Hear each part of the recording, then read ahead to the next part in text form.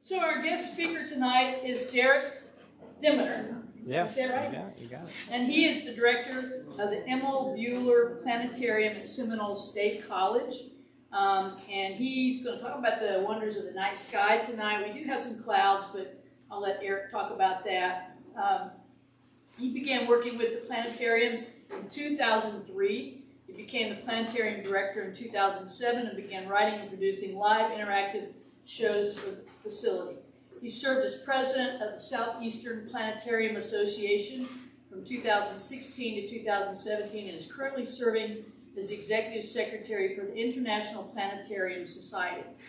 He is also an astrophotographer, and his work has been featured in NASA's Astronomy Picture of the Day, Astronomy Magazine, as well as other publications and art galleries. So, if you will, just welcome Derek, please. Thank you. Thank you, Lisa. All right, hello everyone. Hello, how are we doing tonight? Excellent. So my name is Derek Demeter, and yes, as you heard, I'm a guy who looks at the sky. You know, I look at the stars. I'm not an astrologer, and I'm not a cosmetologist. Okay, these are two things that I don't do. Even though I thought it would be kind of fun, maybe when I get older, I'll retire. I'll be the cosmetologist, where I'll hear here, but we'll talk about astronomy. You know, so why not? But anyways, so what I'm going to do tonight is. Because we have a little bit of a cold front coming in, you notice it's starting to get a little chillier out. That brings in a lot. It's kind of like the ocean. It tends to make this atmosphere turbulent, kind of like if you have a windy day and you look at the water, you see the white caps, you see the surf increase. That's what happens with the night sky as well. These cold masses of air meet with the warm masses, and it basically swirls around and makes our viewing not so great. But tonight we have the moon in the sky and we have the planet Jupiter in the sky. So we're going to kind of do a program for the first part, wait for it to get really nice and dark, and then we're going to scoot on out. I'm going to set up the telescope. It takes me about 10 minutes to do that. And then after that, we're going to go ahead and observe the moon. We're going to be able to observe Jupiter, and that will be it for tonight. So if you probably saw the description of the kind of schedule or the subject, if we had bad weather, we were going to do a program. I was going to do a program on James Webb. That's why I'm wearing my NASA shirt, because represent James Webb. And so what we're going to do is we're going to kind of do a more of an abbreviated version of that program. Not going to do the full program. We're going to do about maybe 60% of it, and then we'll move on out, and I'll talk about what you will see with the telescope and all that. A little bit about the planetarium. So I'm the planetarium director at Seminole State College down in Sanford. So we do live interactive programs, so I'm usually the one giving a program. We have a full dome video system that basically creates an immersive classroom. So I work with my students at the college and create immersive classroom environments for them. And I also do public programs, and I do telescope and outreach events like I'm doing right now. So if you like what you saw, we do programs on select Fridays of the month. We also do special events in certain times of the month as well. The best thing to do is to visit our calendar, and it will have a list of all the different programs that we offer. Because we do so much throughout the week, we don't have, it's not like the planetarium in Daytona where they have like a scheduled show every hour within it. We're a lot more academic, so we only do a few public programs throughout the month. So just check on our website, and we're going to be doing a lot of stuff in March about the upcoming eclipse. How many of you are ready for April 8th, 2023? How many of you did not realize there's an eclipse happening? Okay, it's okay. April 8th, 2023, there's going to be a total solar eclipse. Unfortunately, here in Florida, we're only going to see about 60... okay, yeah, 2020... Thank you. Well, good. At least you all know. Yeah, so April 8th, 2024, we have a total eclipse. And the path of totality is not going to be here in Florida. Actually, it's going to be running along, starting in Mexico into Texas and Arkansas, Illinois, Ohio, all the way into New York and into Canada. And here in Florida, we're only going to see about 60% of the eclipse. I call it the Pac-Man because what's happening is that you'll have like a cutout of the sun here in Florida. Still very, very cool to see. But I encourage you, if you can physically do it, go on out and see this. I know some of us have children, but I can tell you right now, I have plenty of friends who are school teachers, and they will not care if your students are not in class because you're seeing an eclipse.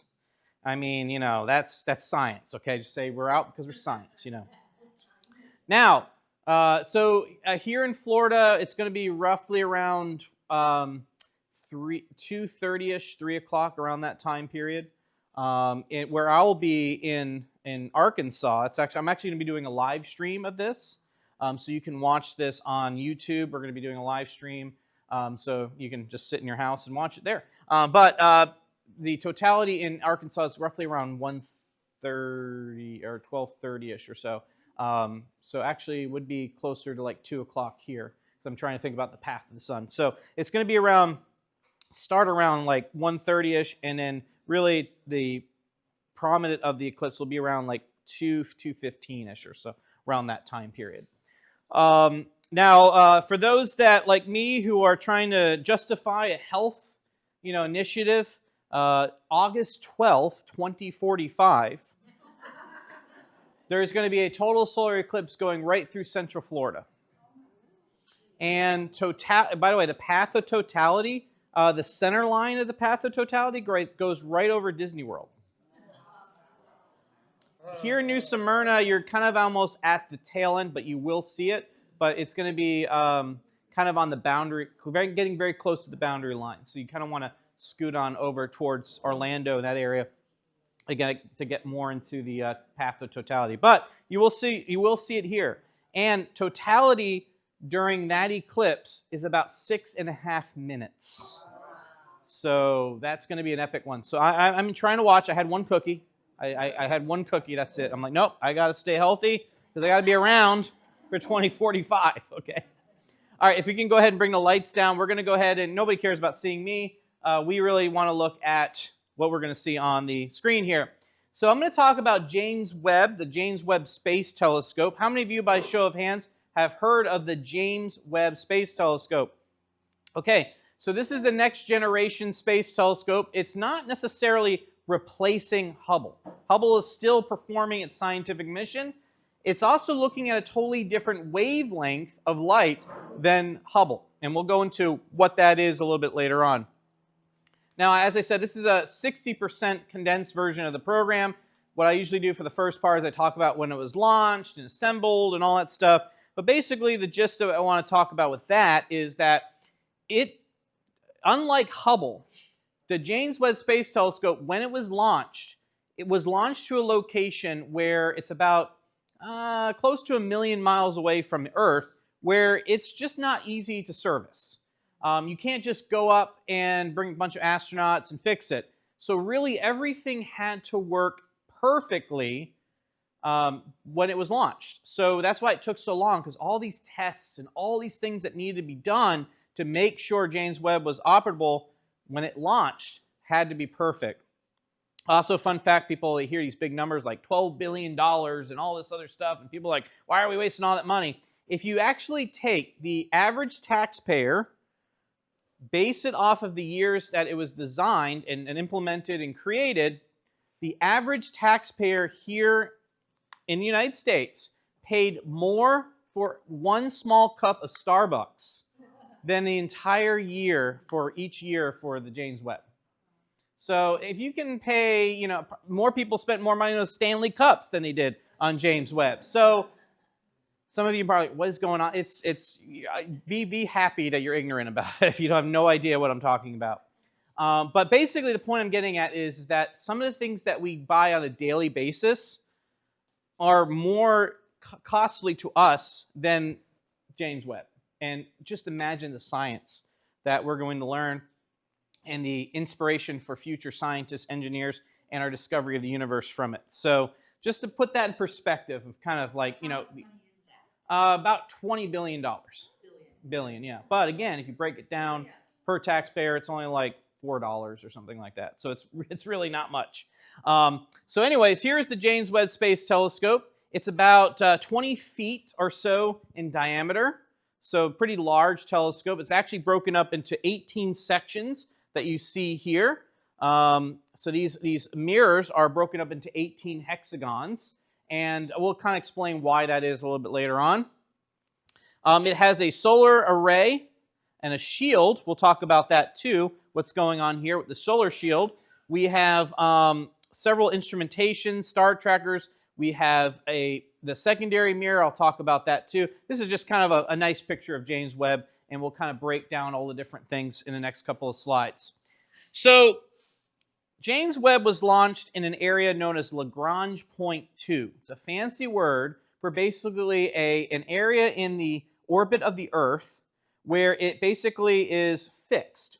So to kind of explain what this is, imagine my laser pointer here being James Webb and my face being the Earth.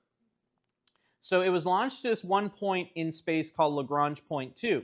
And so the Earth travels around the sun, right? We all agree on that? We don't think the Earth is in the center? Okay, good. So as the Earth is traveling around the sun, what happens is that the sun's gravity, the Earth's gravity, is influencing James Webb in such a way that it keeps it steady like this at all times. It balances it out. It's almost like a counterbalance. So as the Earth is going around the sun, James Webb stays in the same configuration, and it's moving around the sun kind of ahead of the Earth. Does that kind of make sense how it works? So it's basically kind of moving with the Earth and staying in that kind of same configuration. Question is why? Why do we want to have the telescope like that? Because this telescope is not looking at the light that we see with our eyes. It's actually looking at a form of light we call infrared. We feel infrared during the day. That's heat. Our bodies are radiating infrared. The body heat, if you've ever seen those cameras that you walk over, there's like this, heat temperature. If you've ever seen the movie Predator, the characters that have, that's infrared. That's basically heat radiation in the universe. And in order to see that radiation, we need to remove any background heat out of the way. Basically, what I mean by that is that we need to make the telescope as cold as possible, where there's no background heat nearby. The reason for that is that it's the same thing as if somebody took a very bright flashlight and put it in front of my telescope. It would basically drown out or cause glare in the way of what we want to observe. So by putting the James Webb Space Telescope in that specific configuration, we can always place the telescope behind the sun. So that way the sun's light hits that shield and keeps the temperature on the cold side at a beautiful, nice temperature of a minus 388 degrees. So by being very close to almost absolute zero, this gets rid of all thermal noise that could hinder our view of that particular part of light that we see with the James Webb. The hot side is about Florida, right? 185 degrees? No, okay, no, not that hot, but pretty close. 185 degrees. All the stuff over there it's not really as affected by the temperature. They have gold, they have various different other heat shields and things like that to keep the temperature relatively stable. But really the most important thing is that we want to make sure that the telescope stays in a relatively small window of temperature.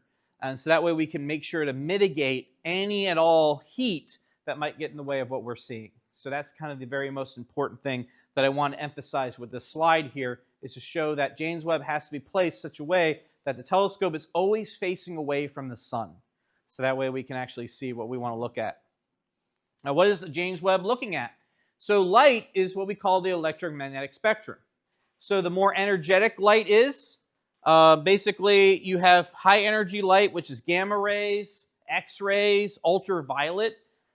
Those are the forms of light that are energetic enough to strip your DNA and cause cancer and all. That's why it's important to put sunscreen on over time, because that actually can damage the skin cells. That's why ultraviolet's something that you want to make sure to protect yourself from. And then after ultraviolet, we get into this tiny little area called the visible light. That's what you and I see. You and I see literally just that one little cut in the electromagnetic spectrum. Birds, a lot of the birds can actually see ultraviolet. And there are some animals that can see ultraviolet, visible, and infrared. Yeah, and that's kind of cool, right?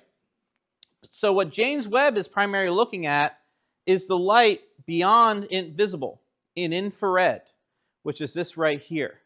So that's what James Webb is looking at. Hubble primarily focused its light in the visible, and it glanced a little bit into infrared, but just a little bit. Now you might be saying, why? Why do we want to do that?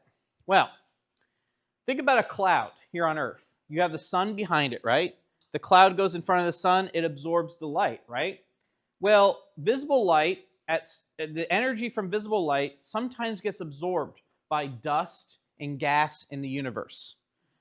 And it makes it very difficult for us to actually see what we want to see behind it. But the energy of infrared can actually pass through that gas and dust.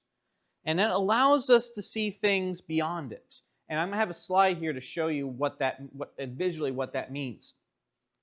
The other thing is that as something very far away, the light of that object, as it travels through the universe, it loses energy as it does that. Think of when you throw a piece of rock into a pond. The waves of the ripples are very concentrated near the strike, but as they travel further away, don't they kind of get more diluted? They get diluted as they go away. So that's called the Doppler effect. I'm sure all of you have heard of the Doppler effect, or literally heard of it. You've probably seen an ambulance as it travels, and as it gets closer to you, the pitch of the siren goes up, and then as it passes by, it starts to go down because the sound waves travel longer, and they start to kind of fade out. So that's what's happening with light. So if you have a distant galaxy that the light from that galaxy has traveled from very fast distances, that energy from that light has been lost a little bit. And so something that started off as maybe visible light has finally now showing up as infrared light. So now by looking at infrared, we might see galaxies that we wouldn't be able to see with our eyes. So does that kind of make sense of why we want to use telescopes that look at other things in the universe? So it all depends on what we want to observe. And we're looking for distant galaxies. We're looking at things that are inside nebulas that normally absorb visible light from their gas and other things. And also infrared is important for looking for signs of things like water vapor in planets around other stars. We're actually going to talk about that as well. Here's an example of what I was talking about here. These are two pictures. By the way, the James Webb picture has a lot more stars, right? Now, superficially, it just may be, well, it's a bigger telescope. It can let in more light, right? It can just let in more light so we can see fainter stars. But that's not the story. The story has it is that a lot of those stars that you're seeing in the James Webb are only able to be seen in infrared. All right? If we were to look at them in visible light, they would be invisible to us. But under infrared, their light has been able to be seen. But the other thing is that this gas and dust in this nebula absorbs a lot of that light from those stars. So the light that's released from these stars in infrared can pierce through that cloud and dust, allowing us to see those stars. So that's another important thing about James Webb, is that we're able to see things that would normally not be seen because of their light. So that's a very important aspect too. So that's why James Webb is spending all its time in the infrared. Now, fun little fact about the mirrors of James Webb. The mirrors of James Webb are made up of beryllium. Now, how many of you like gemstones like emeralds and aquamarines and things like that? That's beryllium. So the beryllium that we mine on Earth, the gem form of beryllium is what we call beryl, which is emeralds, aquamarines, morganite, those kind of things. And the James Webb is made of the same thing. So if you have an emerald that you're wearing on you right now, that's made of the same material that's made out of the mirrors of James Webb. So that's kind of a cool little connection, the fact that, we not only find things that are beautiful, but they have an actual purpose. And the reason why is beryllium its atomic structure doesn't really alter much under extreme temperatures. It's stabilized really well. So remember, we're bringing this thing down to minus 388 degrees. So beryllium can keep its structure well at those temperatures. That's why we use beryllium. So we have 18 individual mirrors. 18 individual mirrors means that we have to calibrate those mirrors. Because what a telescope simply does is it collects light. The telescope that you're going to see later on, the telescope I brought, is basically a light bucket. It collects light, And it collects more light than our eyes can see. Look how small our eye is compared to a big telescope, right? We can collect more light from distant objects. That brightens the object. Well, a big mirror, one just single mirror, is huge and it's very expensive. So it's better to break them down into these smaller mirrors. But in order to make it act like a big mirror, you have to rearrange the mirrors, individual ones, to align them in such a way that all the light behaves as if it were one giant mirror. So how we do that is that these mirrors are essentially on these kind of gyros, and they kind of swivel up and down, left, right. And what the telescope had to do when it was finally placed in the location it was going to be, it had to slowly move those mirrors around to where all the lights coming from the mirrors are focused towards the middle. Why the middle? Well, the middle is where the sensor is. So all the beams of light had to go into that center area where the cameras and detectors are that's actually observing the light. So that kind of shows you visually what's going on with the mirrors of James Webb. Let's see, it's about 20 feet wide, so I'm going to say probably a couple of feet in diameter or so. I don't know that on the top of my head, but I would imagine if this was 20 feet, this is probably like maybe 4 or 5 feet. Yeah, they're pretty big. I could literally like lay on it, if I wanted to. So these are the calibrated images from various different cameras from the James Webb. So there's actually a near infrared, there's a mid infrared, and there's a far infrared. There's several different infrared cameras that look at specific wavelengths of light in the infrared spectrum. So that's all the different calibrated images. And these spikes that you see here on the stars, that has to do with the fact that the secondary mirror, which is kind of in a cage above the primary, those stars hit that and create these kind of cool diffraction spikes. And it's just the nature of the design of the telescope, but a lot of astronomers find them aesthetically pleasing. They just kind of look like these bright stars and all that. So, and in fact, actually, some astronomers who have, some amateur astronomers who don't have that effect, actually will take fishing line and place them and make those diffraction spikes artificially. All right, so let's talk about some of the things that James Webb has seen. Now, we're actually going to be looking at this object in the sky this evening. This is the largest planet in our solar system. Anybody know what that is? Jupiter, that's right. And when you look at Jupiter through a telescope, you're going to see kind of these stripes. And those aren't rings. Those are actually cloud bands on the planet. And they're layers and layers of clouds. These clouds are over 1,000 miles in height. These are massive clouds. And Jupiter rotates very quickly. How long does it take the Earth to rotate? 24 hours. Jupiter's rotation is 9 hours and about 40 minutes. So since it rotates so incredibly fast, this causes a lot of forces, and all that motion of those clouds move around at different altitudes, and this causes all those clouds to kind of turn into these swirly, kind of turbulent, mixtures of clouds, and that's what creates that very cool effect that you see there. And the clouds like this one here, this is the Great Red Spot.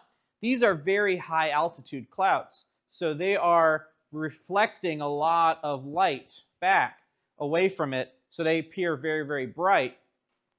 But the darker areas are clouds that are much deeper into the atmosphere, and they're absorbing heat so actually, by looking at infrared with Jupiter, we can figure out the depths of the clouds and the layers of the clouds and all kinds of stuff about the clouds.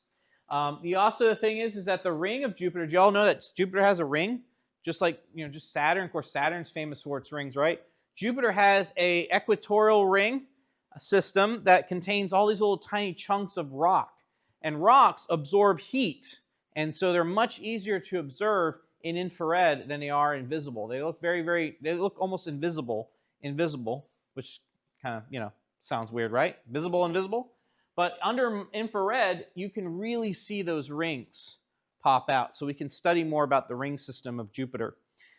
Now, when you look at Jupiter through the telescope, you're going to see 4 dots maybe, depending on, if one of the moons is behind or in front.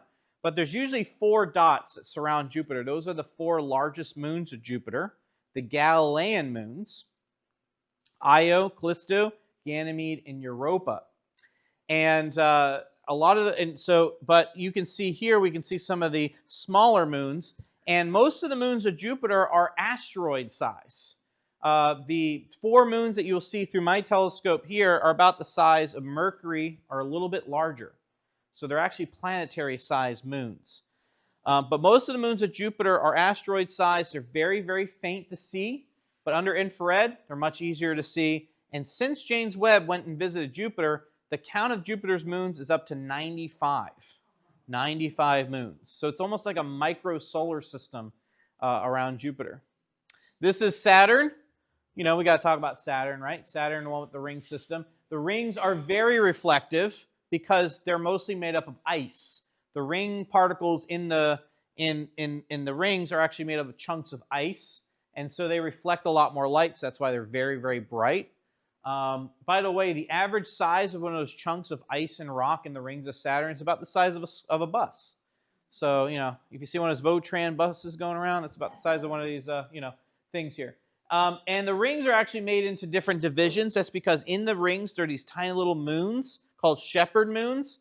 Like a wake, if a boat travels by, the gravitational wake of these moons separates the ring material and creates all these different gaps in the rings.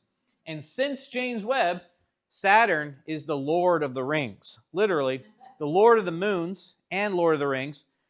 147 moons around Saturn. So, pretty epic there. One of the moons of Saturn is called Titan. Young ones here. That's not where Thanos is from. But Titan right here actually has an atmosphere very similar to Earth's atmosphere. It has nitrogen, and it also has organics. And on the surface of Titan, we've been able to observe liquid oceans. Now, the oceans of liquid on Titan are not made up of water, made up of oils like ethane and methane and other things like that. So you wouldn't want to swim in the oceans of Titan. But what's interesting is that James Webb has discovered a cloud that there's actually a, not water cycle, but there is a cycle where you have evaporation from the hydrocarbon lakes and oceans. So it's actually really, really, that means it could be raining oil on Titan. Really weird stuff. So we're learning we're learning about things about these worlds that are very interesting. We're also found out with Titan is that it has all the ingredients necessary for life. So maybe there could be life on Titan. Anybody want to guess which planet this is? Now, we already looked at Saturn. Not Uranus. I know it looks like it, but it's the... Nope. Neptune. There we go. Yeah. This is Neptune. And Neptune is, we found out with James Webb, a lot of ice in the atmosphere of Neptune. The clouds on Neptune are actually frozen, and they are highly reflective. And we also found that Neptune is one of the coldest planets in the solar system. The average temperature is minus about 140 degrees. Winds of Neptune can get up to about 1,000 miles an hour. And there is carbon found. There's thought to be a solid core on Neptune. And by all the big giant planets are very highly pressurized as you get into the planet. Like Jupiter, for example, if you travel 200 miles in the atmosphere, it's like being at the Earth's bottom of the Earth's oceans. With Neptune, same thing. We find carbon deposits in Neptune, which means that under certain pressures in certain parts of the atmosphere of Neptune, it rains diamonds in Neptune. So just think about that. Yeah. So pretty cool. And it also has a ring system too. So all the big giant planets out in the far depths of the solar system all have ring systems. Now, fun fact. How many of you... all right, actually, I want to ask the question. I'll just give you the answer. So NASA gave a survey a couple of years ago about the number one thing that the average public, or general public, not average, general public wanted NASA to study. Anyone want to take a guess of what that is? The moon. Okay, that's a good one. Not Mars. No, not the sun. I haven't heard it yet. All right, I'll give the answer. They wanted to find a way to deflect asteroids. That's what people wanted. Because here's the thing. Watching Armageddon and Deep Impact and Don't Look Up and all those movies scare people, right? And rightfully so. We have found lots and lots of what we call near-Earth asteroids. There's even one path in 2026, Apophis, one of the projected tracks, has it hitting the Earth. But it's like the hurricane tracks, There's like 1,000 of them. And there's always that one, and everybody just, look, it's going to hit us. It's going to hit us. There's 1,000 ones that are going to go away, but there's that one out of all of them that's going to go right over, New Smyrna or something. They're like, oh, look, there it is, proof. I'm like, well, all the other ones are, and then sure enough, it goes away, But there is that one chance, right? But we have actually solved that already. The DART mission, which is the Double Asteroid Redirect Test, which was actually a little tiny probe that literally struck an asteroid, actually proved that we can deflect an asteroid by simply hitting something on it.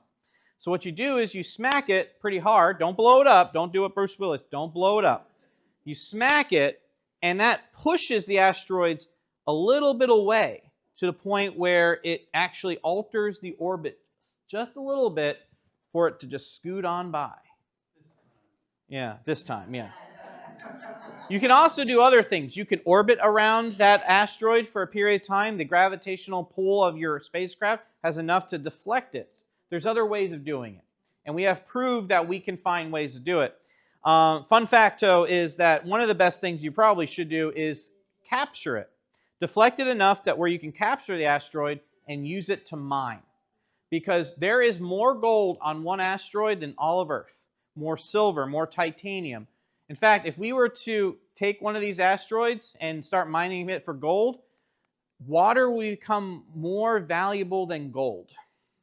So if you're saving, doing that, one of those people that do the gold thing, yeah, when we start mining asteroids, go sell everything. All of us, it will just be worthless essentially. So anyways, this is the James Webb actually watched this little Atlas object get hit by this asteroid. That's what we saw there. Now, you might be going, oh my gosh, there's squiggly lines. Oh, I hate squiggly lines. But actually, as an astronomer, this is big news. If you look up in the night sky, each one of those stars, most of them have planets orbiting around them. Most of them. If you take your fist and you stick your fist up into the sky, we have looked in that one region of the sky and found over several thousand planets around those. We call it the Kepler mission. Kepler spacecraft looked through the sky and an area about the size of your fist, it's extended out, and has found over several thousand exoplanets. And those are Earth-like. Not hundreds of them are Earth-like. Now, don't let the word Earth-like fool you, because Earth is very special. We have the right amount of gravity, the right amount of air, everything is perfect here on Earth. If you have just a little bit more oxygen in your atmosphere, it's toxic to humans. A little more gravity, dangerous for humans. So we need to find that perfect Earth-like world to potentially go there and visit it.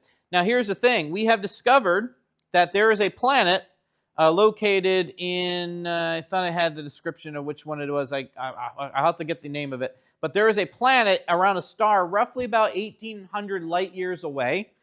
By the way, a light year is about 6 trillion miles. So 1,800 times 6 trillion is a lot. It's a lot. It takes a long time. It will take millions of years just to get there if we launch a spacecraft today. And we found out that this little planet was located around its star, about the same area as Earth, and it has the presence of water vapor in its atmosphere, which means that it could have a water cycle. It could have water, could have rain, it could have oceans, it could be like Earth. What we don't know about this object yet right now is how much other stuff is in the atmosphere, and a few other things that we have to piece together. But this is the most Earth-like world we have found to date. And James Webb, is one of its primary missions is to look for these Earth-like worlds, because eventually at some point, even if it's a billion years from now, we're going to eventually have to leave this planet because our sun is going to blow up and our planet's going to get too hot, and we got to eventually leave. I know, don't lose sleep over it, all right? Billions of years from now, okay? Billions of years. But at some point, we got to look for a new home. And so maybe by then, we'll have technologies that will get us to these places much faster, and we can have a new home. It's also fun to just think about all these things, right? And maybe there's already life there. Maybe there's a civilization there. Maybe there's like shark-like aliens on the planet. Who knows? The imagination runs wild on this. Maybe they're doing a program at their Marine Discovery Center right now. Who knows? We'll see. Anyways, we looked at this earlier. This is the Carina Nebula. This is a beautiful emission nebula. The stars behind it are actually causing the nebula to glow, kind of like a fluorescent light tube, which is really cool. Yes? This is, yes. So this is, so by the way, all the images that you normally see are going to be in black and white, but you have to apply them to color channels. And astronomers can design them any way they want, but one of the more famous ones is called the Hubble palette. That's what a lot of people use. And this is generally the colors. The colors you see actually represent different elements. If you ever taken chemistry or physics classes in high school or college, you might remember those spectral lines, that each element has a certain color band. That's what you're seeing here. Each of these represent different colors. So we have hydrogen, we have oxygen, we have sodium, we have other types of elements found in this nebula, and those colors represent those elements. So that's why we assign color channels so we can just figure out what's the composition in these nebulas. So yeah, this is what we call false color. You wouldn't actually see this with your eyeballs. Your eyes don't have enough light to gathering ability to see this. So that's why we use these telescopes that allow us to do these really fancy images. This is another one here. This is called the Eagle Nebula. This is a fancy color palette they used during Halloween because they wanted to make it kind of spooky looking. So that you can do whatever you want with these, you know, so it's pretty cool. But this right here is an area of star birth. Each one of these columns you see here are areas where gravity is compressing. Gravity compresses, and when you get enough hydrogen gas compressed down to an area, you get this thing called nuclear fusion. And when that happens, you kick on a star. A star is nothing more than a self-contained explosion. And what happens is that as those hydrogens are fusing together, they expand outwardly, their energy releases it out into the universe, but gravity holds it in. And when that tug of war between the explosion from the fusion and the gravity pulling it together, you have a star. So all this time, all that dust and gas gets compressed together to form these stars. And if there are other elements that are being drawn in by the star as it forms, heavier elements, like, you know, stuff that makes up planets, you can develop solar systems from that. So these are the beginnings of new stars. These are baby stars. Aren't they cute? Look at the little baby stars in there. Look at all the baby stars. Now, back to the sun. Now, back to, so we talk about life, the birth of stars. Well, our sun is going through its life. It's burning hydrogen and helium. It's doing its thing. It's releasing energy. We feel it during the day, you know, all that good stuff. But if a star about the size of our sun starts to get at the end of its life, that hydrogen is used up. So the star starts to become unstable. It tries to find a new equilibrium. It starts to kind of puff out a little bit, starts to kind of expand. And when that happens, at the same time, equal and opposite forces push the material further, deeper in, causing the helium to compress into carbon. And when that happens, the star starts to burn a little bit longer. But as it happens, though, the star becomes unstable. And so the material that surrounds the star starts to puff out. The star over time kind of just releases, shreds itself apart over time. And what you get is you get this thing called a planetary nebula. And then what's left over at the time, once all the material gets kind of flung out, you have a burning hot ball of carbon called a white dwarf. And that white dwarf's energy excites the leftover material in the star, and you get this beautiful nebula. So this is basically the death of a star about the size of our sun. It doesn't have enough mass to keep compressing denser and denser into a neutron star or a black hole. It doesn't have that energy to do that. So it basically just kind of falls apart. Well, with James Webb, we recently discovered that at one time we thought this thing here, which is called the Southern Dumbbell, thought was just one single star. But James Webb discovered that behind the dust that was absorbing the light, we discovered that this star system is actually a two-star system. And then we discovered a third star, which is right over here somewhere, or right here. So we found out that this star system is actually 3 stars, and one of the stars died. That's kind of weird, right? Imagine having a planet that has a dying star and 2 other stars that accompany it. It's pretty wild. So I think that's kind of neat that at first we thought, oh, it was just one single star system. But with James Webb, while we were able to pierce through that dust, we discovered that it actually is a triple star system, which is really neat. Now, if you have a star the size of, say, Betelgeuse, which we're going to look at in the night sky. Betelgeuse, don't say it again. This star is actually located in the constellation of Orion, so we'll actually look at that later on. When a star is 15, 20, 100 times the mass of the sun, it does have enough mass to keep compressing in its core, keep going deeper and deeper, to the point where all of the atomic structure of the atoms gets condensed together into a bunch of neutrons, and you get a neutron star. But before that happens, the atoms that are fusing deep inside the core of these stars are getting into heavier and heavier elements, all the way to gold, all the way to iron, all the way to all the known elements of the universe that haven't been made by humans. And when you get to iron, it takes more energy to fuse than to actually put in, so the star collapses and explodes. It explodes into a supernova, and what you're seeing here is Cassiopeia A. This is a supernova remnant, and all that stuff you see there are all the known elements in the universe. Everything you're made up of, what these devices are made up of, what the shark teeth are made up of, what the oyster volcanoes are made up of, everything in this building is made up of star explosion stuff. So you, inside here, are the stuff that is developed after a star dies. The elements in the known universe form deep inside massive stars. And when they explode, they get released into the universe. Gravity coalesces them together and forms new nebulas. And then new stars from there, new planets. And now you have the circle of the universe over and over and over again. It's like a giant recycler. And this is an example of one of those giant explosions that occurs in the universe. Now, we're talking about galactic scales now. This is a galaxy cluster. Did you know that most galaxies actually fall in galaxy clusters? Our Milky Way is part of a galaxy cluster. We call it the local group, with Andromeda and a few other galaxies. And over time, some of these galaxies collide with each other. And you all see all that red right there, that red stuff? That's hydrogen. And hydrogen gas clouds form when galaxies collide. Now, when I think of the word collision, you probably think of like 2 cars hitting each other, right? Collisions in astronomy mean the merging or the interaction of something. And when that happens, the gases between those 2 galaxies get kind of redistributed. And all of a sudden, you see this massive explosion of star formation.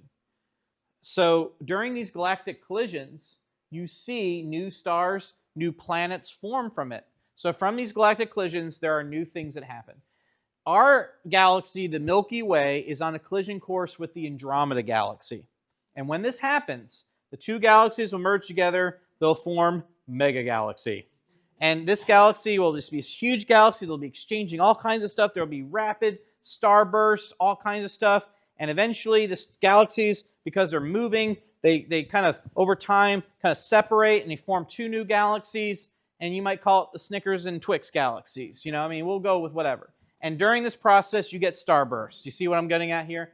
And so from these collisions, you get new galaxies, new stars, new planets, exchange of material. It's really fascinating. This galaxy just interacted with another galaxy, caused a massive starburst to happen. All that red is all stuff necessary to form new stars. So from these events, you have this rapid explosion of new stars, new planets, things like that, which is really cool. By looking at James Webb, we can look deeper inside the structures of galaxies. We can look at how galaxies form. Deep inside most of the big galaxies in our universe, there are supermassive black holes. Our Milky Way has one of them. And as the supermassive black hole rotates, it kind of causes everything to kind of swirl around, forming these spiral arms. And by studying and looking deeper into this, we can learn about the mechanics behind how these galaxies move and change and evolve. Now, this is, we'll probably finish up here with this picture because this is also the wackiest one in here. You all see these stars with these spikes on them. These are stars. Everything else that doesn't have one of those diffraction spikes is a galaxy. So there are probably close to several 100,000 galaxies in this image. And by the way, this is no bigger than like your pinky in the sky. So just one area of sky has lots and lots of galaxies in it. And what's really cool is that a lot of these galaxies produce these massive, what's called gravitational fields. They act like lenses. They're like magnifying glasses. They're called gravitational lensing effects. And so you see how we have these really weird bendy things going on? What if I were to tell you that those are galaxies behind those galaxies? By using gravitational lenses, we can observe galaxies that are much further away than what we could see if we were to look at this. It almost magnifies behind what those galaxy colors are looking at. So we actually were able to identify galaxies that are way farther away. We're talking, 10 billion, 11 billion light years away. I mean, really, really vast distances beyond those galaxy clusters. And by studying those galaxies, we can then figure out the evolution of galaxies, the development of galaxies. We have discovered the earliest star, Arandil, which is roughly about 13 billion years old. That was gravitationally lensed out of its galaxy by a large cluster of galaxies. So we're discovering some really cool, interesting things. We even discovered an exoplanet in another galaxy due to what's called a quasar lensing, microlensing, little tiny quasars that have such powerful gravity. We can actually use that to magnify into another galaxy to see a planet in it, which is really, really wild. So, yes? How long did it take to get Hubble up there to 7 million miles away? So James Webb, it took roughly probably, I would say probably a week or so to get to that location.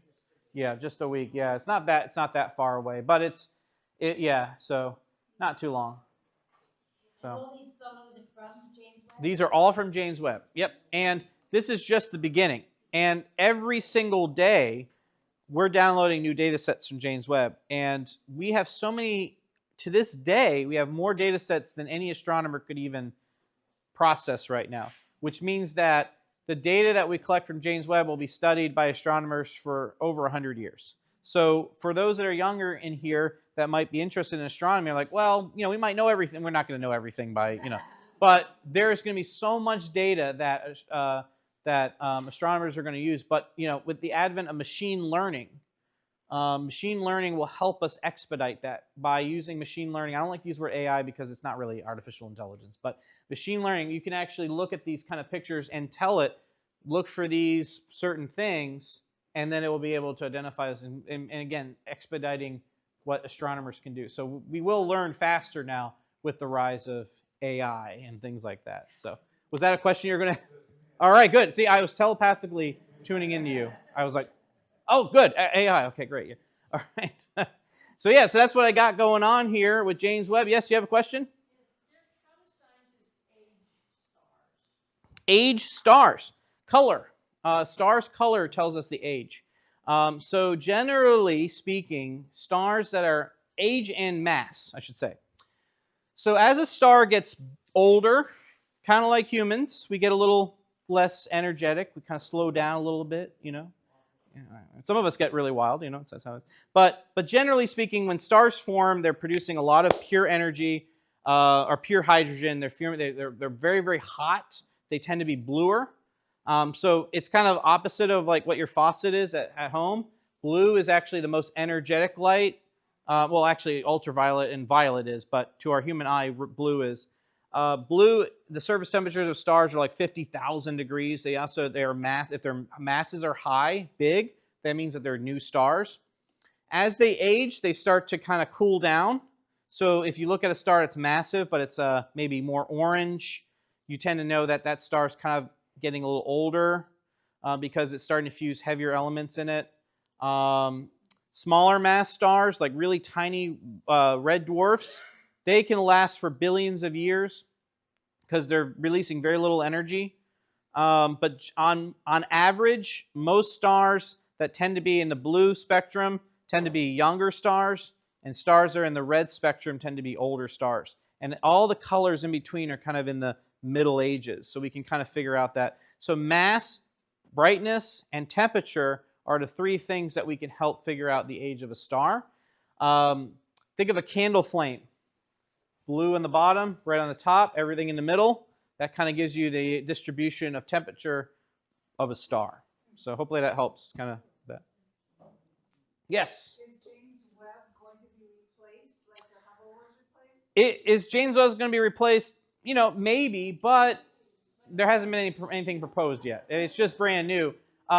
So Hubble's not being replaced really, but right now there's talks about possibly installing a very large radio telescope on the moon. And that, you know, we want to look at other wavelengths of light. So James Webb has its purpose. Now we're going to dive into other wavelengths of light. So, you know, there's some ideas, but nothing in the works yet for replay. I mean, James Webb is still fairly new. I mean, it just finally got into orbit in the end of 2021. So it's still fairly new to astronomy. Things last a long time in astronomy. You know. It's good. It's amazing how much is known about the universe. Yes, but it's funny because it's a what is it, catch-22, I guess is the right word. Basically, when we learn more about something, we realize we don't know anything about it. Well, in fact, we're finding out that there are stars that are misbehaving that we didn't think they would do. We now find that there are planets orbiting around stars that are by the way, there's a planet. I can't remember the name of it because all of them have these really almost like Star Wars droid names, and like HD 1146, all that. But there's one planet that actually orbits around its star every, I think, 10 minutes. So can you imagine that? You know, so the more we're learning about the universe, the weirder things get. I mean, you have 5 seconds a day and 5 seconds. Kind of, yeah. Mm-hmm. Can you imagine the sun just going around? You know, it's pretty weird. You know, when we were talking about going to one of these planets where there are all these valuable minerals and stuff, you know, it reminded me of Avatar. Yeah. Thankfully, you know, asteroids are going to be tiny. About the average size of an asteroid is about the size of a football stadium. It's probably not going to have life on it. But yeah, I mean, if we found another planet that had, it's the same thing. I mean, it's, you know, just how it is. Yeah. I would say this, and this is based on other people's very, very valuable time they worked on, is that going to Mars, which is our next step. Right now we're working on the Artemis mission, which is going to take humans back to the moon. And that's our training wheels to eventually establish into the outer solar system, to Mars.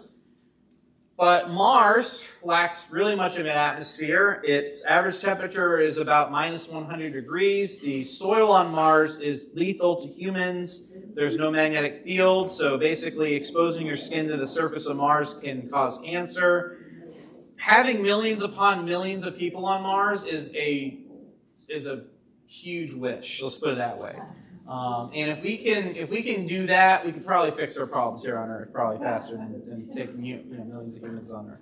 But it's not as easy as some certain people would make you believe.